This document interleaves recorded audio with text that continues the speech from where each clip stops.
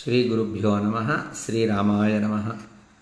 ప్రస్తుతం తెలంగాణ రాష్ట్రంలో అలాగే ఆంధ్రప్రదేశ్ రాష్ట్రంలో ఉభయ తెలుగు రాష్ట్రాలలో బాగా వరదలు వానలతో రెండు రాష్ట్రాలు ప్రస్తుతం అతలాకుతలంగా ఉన్నాయి.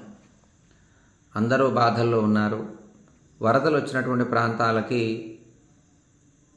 మనలాంటి వాళ్ళం అంటే వరదలు లేకుండా ఉన్నటువంటి ప్రాంతాలలో కొంచెం మంచిగా ఉన్నటువంటి వాళ్ళందరూ కూడా వెళ్ళి ఆ వరద ప్రాంతాల్లో చిక్కుకున్నటువంటి వారికి మీ శక్తిలో కొన్ని ఆహార పదార్థాలు, మరి బిస్కెట్స్ కావచ్చు, మిల్క్ ప్యాక్స్ కావచ్చు, మరి మెడిసిన్స్ కావచ్చు, వాటర్ కావచ్చు, డ్రింకింగ్ వాటర్, ఇట్లాంటివన్నీ సహకారం చేయండి. అంతేకాకుండా వాళ్ళు నిరాశ్రయులై ఉన్నారు.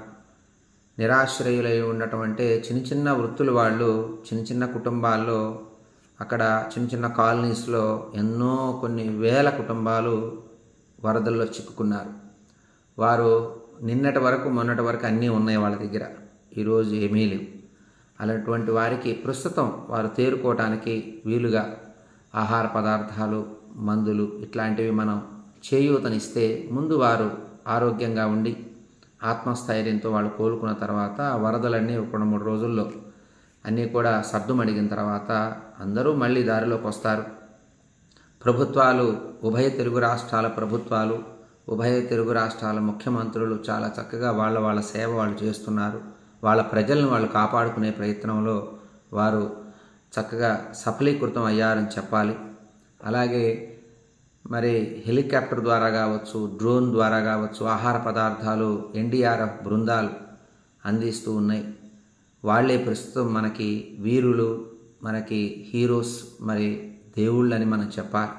ఎందుకంటే దేవుడు పరోక్షంగా, ప్రత్యక్షంగా కాకపోయినా పరోక్షంగా ఆయన మనకు అందుబాటులోకి వచ్చి మనకు కావలసినటువంటి వస్తువు ఇచ్చి మనల్ని కాపాడే ప్రయత్నం భగవంతుడు ఎప్పుడూ చేస్తూనే ఉంటాడు. ఇది వేద పురాణాలు మనకు చెబుతూ ఉన్నాయి. నమ్మిన వాళ్ళకి తప్పనిసరిగా ఈ ఫలితం శీఘ్రంగా పొందుతారు. అయితే ప్రస్తుతం వరద బీభత్సాల్లో మనం చిక్కుకొని ఉన్నాం గనక, సమాజంలో రెండు రాష్ట్రాలు చిక్కుకొని ఉన్నాయి గనక, ఆ వరద బీభత్సంలో ఎవరైతే ఇరుక్కొని ఉన్నారో వాళ్ళని సురక్షిత ప్రాంతాలకి ప్రభుత్వాలు కావచ్చు, ఎన్డీఆర్ఎఫ్ బృందాలు, మరి గవర్నమెంట్ సర్వీస్లో ఉన్నవారు, పోలీస్ శాఖ వారు, స్వచ్ఛంద సేవలు అందరూ వచ్చి వారిని మంచి ప్రాంతాలకు చేరుస్తూ ఉన్నారు. దీనివల్ల ప్రాణరక్షణ జరుగుతుంది. ఎక్కువ ప్రాణ హాని ఎవరికి రావద్దు అని కోరుకుంటూ ఉన్నాం. ఎన్నో కొన్ని వేల లక్షల జంతువులు నశించిపోయి ఉంటాయి ఈ వరదల్లో. అంతేకాకుండా ఎంతో ఆస్తి నష్టం, ఎన్నో వెహికల్స్ అన్నీ పాడైపోతాయి, బిల్డింగ్స్ పాడైపోతాయి, గ్రౌండ్ ఫ్లోర్లో ఉన్నటువంటి ఇళ్ళు అయితే చెప్పే పనే లేదు. ఇలాంటి పరిస్థితుల్లో అంత నిరాశ్రయులై ఉంటారు. అటువంటి వారికి మనం ఏమీ ఇవ్వలేము, వారి కష్టాన్ని ఎవరూ తీర్చలేము.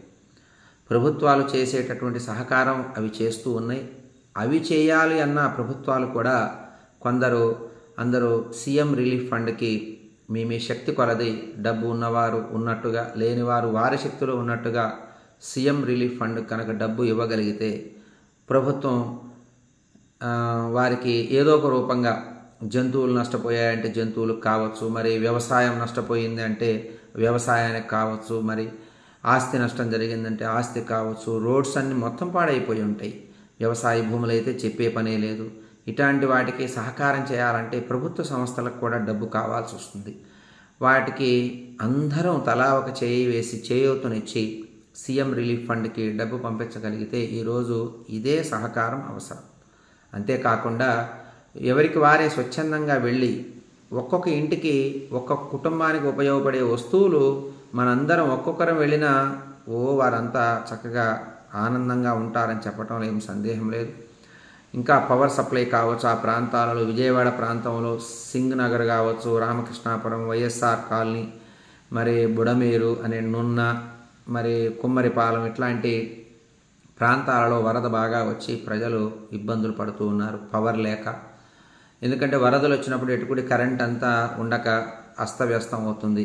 మరి కమ్యూనికేషన్స్ అన్నీ ఉండవు, రాకపోకలు ఉండవు, ఇట్లాంటి ఇబ్బందులు ఉంటాయి. ఇవన్నీ తేరుకోవడానికి 2-3 రోజులు పట్టవచ్చు.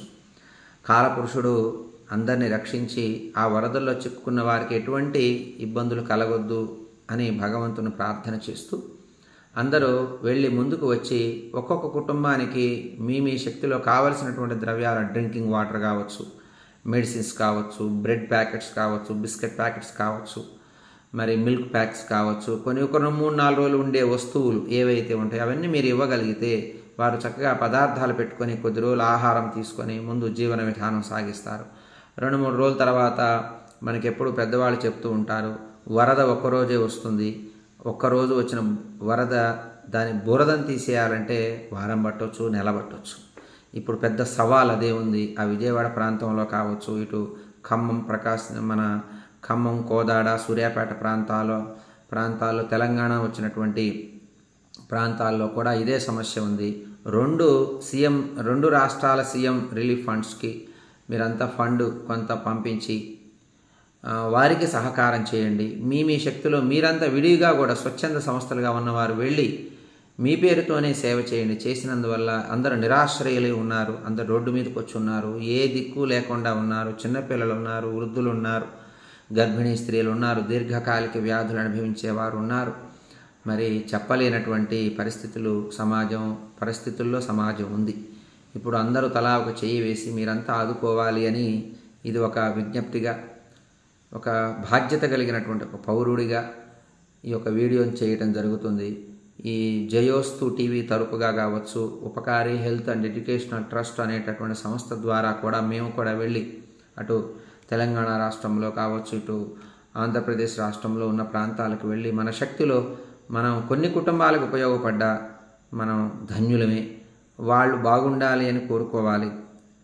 ఆ ప్రాంతాల్లో ముఖ్యంగా టీవీస్లో, న్యూస్లో మనం చూస్తున్నాం, అందిన వాళ్ళకే సహాయక చర్యలు ఎక్కువ అందుతున్నాయి, అందని వాళ్ళకి అసలు అందట్లేదని. ఇది అందటానికి కూడా కొన్ని ఇబ్బందులు వాస్తవానికి ఉన్నాయి. ఎందుకంటే ఒక ఫస్ట్ ఫ్లోర్ వరకు వాటర్ వచ్చినటువంటి ప్రాంతాలు కొన్ని ఉన్నందువల్ల బురద, నీరు ఇవన్నీ ఉండటం వల్ల ఎవరు సహాయక చర్యలు దగ్గర దాకా వెళ్ళి అందించలేని పరిస్థితి ఉంటుంది. అందరూ ఒకేసారి సేవ చేద్దామని అందరూ వచ్చినా అందరూ అక్కడ దాకా రీచ్ అవ్వలేకపోతారు. అటువంటి పరిస్థితుల్లో బురదల్లో ఇరుక్కుపోయి ఉంటారు కనుక ఒకరికొకరు ఆత్మస్థైర్యం తెచ్చుకొని మీరంతా కలిసికట్టుగా ముందు మీరు ధైర్యంగా ఉండండి. మీ దాకా ఆహార పదార్థాలు, ఈ సేవా బృందాలు, ఎన్డీఆర్ఎఫ్ బృందాలు, ఈ మిలిటరీ బృందాలు కావచ్చు, మరి పోలీస్ శాఖ వారు కావచ్చు, రెవెన్యూ శాఖ వారు కావచ్చు, మున్సిపల్ శాఖ వారు కావచ్చు, ఫైర్ సిబ్బంది వీరంతా వచ్చే వరకు ఉండటానికి కూడా సౌకర్యం ఉండదు. కానీ ఎవరి పరిస్థితిని బట్టి వారు మంచి ప్రాంతాలకు చేరుకొని ముందు ఆరోగ్యాలు కాపాడుకోండి. ఆహార పదార్థాలు వచ్చినప్పుడు తీసుకొని కొంతకాలం ఆరోగ్యం మీరు కాపాడుకొని ఒక 2-3 రోజులు గడిస్తే అందరూ మళ్ళీ చక్కటి దారిలోకి వస్తారని చెప్పడంలో ఏం సందేహపడాల్సిన అవసరం లేదు. కాలపురుషుడు అందరినీ రక్షించాలి అని కోరుకుంటూ, అదేవిధంగా కృష్ణమ్మ ఉగ్రరూపం తాల్చవద్దు అని కృష్ణమ్మని ప్రార్థన చేస్తూ, ఆ విజయవాడ కనకదుర్గమ్మని ప్రార్థన చేస్తూ విజయవాడ ప్రాంతం మళ్ళీ కోలుకొని అతి తొందరలో ఒక 1-10 రోజుల్లోనే వారి జీవన విధానాల్లో వారు సాగించే విధంగా వారు ఉండాలి అని, అలాగే ఈ తెలంగాణ రాష్ట్రం, ఆంధ్రప్రదేశ్ రాష్ట్రాల ముఖ్యమంత్రులు చేసేటటువంటి సేవలు కూడా మంచిగా ఉన్నాయి. వారు ఇంకా చేసేటటువంటి ఆరోగ్యం వారికి కూడా కావాలి.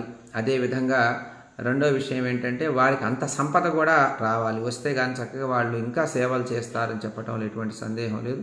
డబ్బు ఉన్నవారు, మరి ఎంతో ఆర్థికంగా ఎదిగినటువంటి వారు కావచ్చు, ఈ యొక్క సంస్థలకి, సేవా సంస్థలకు కూడా డబ్బుని కనుక ఇవ్వగలిగితే సేవా సంస్థల ద్వారా ఈ యొక్క సేవ అందుబాటులోకి వస్తుంది. ఎందుకంటే అందరం వెళ్ళి అక్కడ చేయలేం. కాకపోతే సేవా సంస్థల వాళ్ళు ముందు ఉంటారు కనుక ఇలాంటి కార్యక్రమాల్లో సేవా సంస్థలకి మనం డబ్బు కనుక ఇవ్వగలిగితే వారు డబ్బు పంపించిన వారి పేరుతోనే అక్కడికి వస్తువుల రూపంగా కావచ్చు, డ్రింకింగ్ వాటర్, మెడిసిన్ కావచ్చు, బిస్కెట్స్, మిల్క్ బ్రెడ్స్ కావచ్చు, రకరకాల వస్తువులు, దుప్పట్లు, వాళ్ళు కట్టుకోవడానికి చీరలు, రకరకాల మంచి చెడ్డ వస్త్రాలన్నీ కూడా ఇచ్చి ముందు వాళ్ళని ఆదుకోవటానికి ఉపయోగపడతాయని చెప్పడంలో ఎటువంటి సందేహం లేదు. ప్రతి ఒక్కరూ కూడా మేము సైతం అన్నట్టుగా అందరూ ముందుకు వచ్చి ఈ యొక్క ఆపదలోంచి అందరినీ కాపాడి మంచి వాతావరణం కలిగినటువంటి పరిస్థితులు తీసుకురావాలి అని అందరినీ కోరుకుంటూ ఉన్నా. ఒకరికొకరు చేయూతనివ్వటమే భగవంతుడు మనకి నేర్పింది. ఒకరికొకరు కలిసి ఉండటం, అలాగే ఆపదలో ఉన్న వాళ్ళని ఆదుకోవటమే మానవ సేవ, అదే మాధవ సేవ.